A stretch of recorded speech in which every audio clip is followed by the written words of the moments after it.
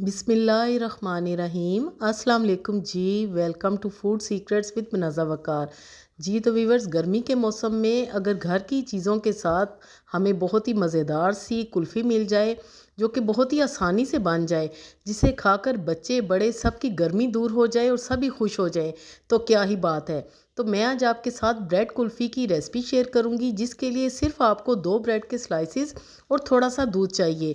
इसको बनाना और इसको जमाना बहुत ही आसान है। ये रेसिपी आपको बहुत ही ज़्यादा पसंद आएगी। इस रेसिपी को आपने ज़रूर ट्राई करना है। तो चलिए बिस्मिल्लाहिर्रहमानिर्रहीम के साथ बहुत ही मज़ेदार सी ब्रेड मटका कुल्फ़ी बनाना शुरू करते हैं। बहुत ही कम चीज़ों के साथ हम मटका कुल्फ़ी बनाएंगे। तो इसके लिए सबसे पहले हमारे पास होना चाहिए 1 अदद मटका, यानी कि छोटी हांडी, मट्टी की हांडी इजीली हर जगह अवेलेबल है। उसके साथ है आधा लीटर मेरे पास दूध। उसके साथ है जी मेरे पास हाफ़ कप चीनी। उसके साथ हैं कुछ बादाम और उसके साथ है मेरे पास 3 अदद ब्रेड के स्लाइसिस। ये छोटे ब्रेड के स्लाइसिस हैं। अगर आपके पास बड़ी ब्रेड है तो आपने 2 सिर्फ ब्रेड के स्लाइसिस लेने हैं। तो सिंपल हम इनके क्रम्स बना लेंगे, जो कि इस कुल्फ़ी का मेन इंग्रेडिएंट है।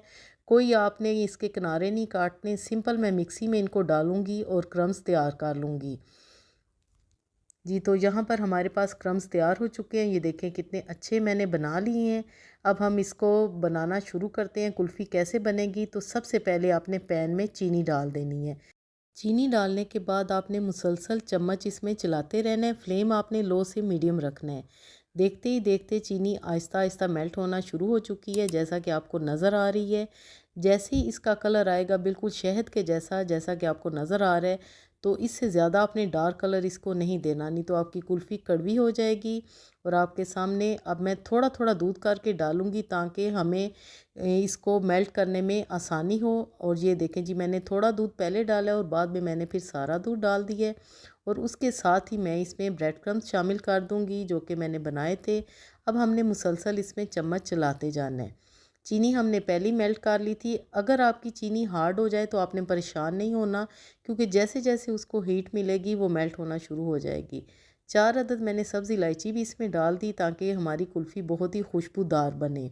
अगर आप वनीला एसेंस डालना चाहते हैं तो उसके 2 से 3 ड्रॉप्स वो भी आप डाल सकते हैं। थोड़े से कटे हुए बादाम शामिल करेंगे। और जैसे ही हमारा ये मिक्सचर थोड़ा थिक होगा तो हम फ्लेम को ऑफ़ कर देंगे। जैसा कि आपको नज़र आ रहा है कि हमारा कुल्फ़ी का जो मिक्सचर है, यानी कि बैटर है, वो अच्छा खासा थिक हो चुका है। अब हम इसको मटके में पोर करेंगे, जैसा कि मैं आपके सामने कर रही हूँ। ये देखें कि कितना अच्छा इस पर कलर आया है। हमने कोई इसमें खोया नहीं शामिल किया, कोई क्रीम नहीं डाली, कोई कस्टर्ड नहीं डाला, कोई आर्टिफिशियल हमने इसमें कलर ऐड नहीं किया। ऊपर से हम डाल देंगे बादाम। आपके पास जो चीज़ है आप वो इसमें डालें, पिस्ते डालें, काजू डालें। और ऊपर से हम इसको कवर अप करेंगे फॉइल से, क्योंकि हमने इसको बिल्कुल एयर टाइट करना है।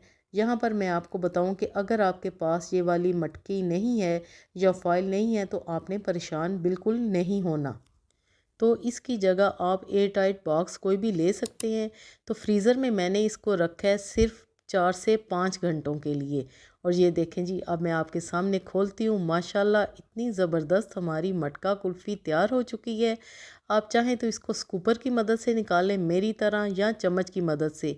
बहुत ही इजीली ये निकलेगी। और ये देखें कितने अच्छे इसके बन रहे हैं बॉल्स। ऐसे लग रहा है कि हमने किसी बहुत ही अच्छी ब्रांड की कुल्फ़ी मंगवाई है।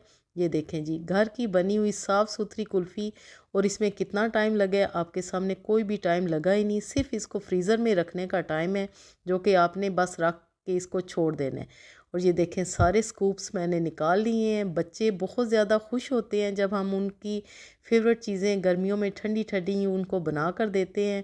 यकीन कीजिए, ये कुल्फ़ी बहुत ही ज़्यादा मज़े की बनी थी जब मैंने अपने घर में बनाई। आपने इसी तरह बादाम और पिस्ते की गार्निशिंग ऊपर से करनी है। और गारंटीड रेसिपी है, इंशाल्लाह आप दुआएं देंगे और आपके बच्चे भी बड़े भी सभी खुश हो जाएंगे।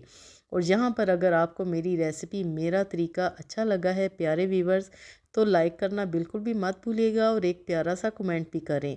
तो जी, इस दुआ के साथ आपसे इजाज़त चाहती हूँ कि अल्लाह पाक हम सब का दस्तरखान हमेशा वसी रखे। Thanks for watching. मिलते हैं अगली वीडियो में, तब तक के लिए अल्लाह हाफिज़।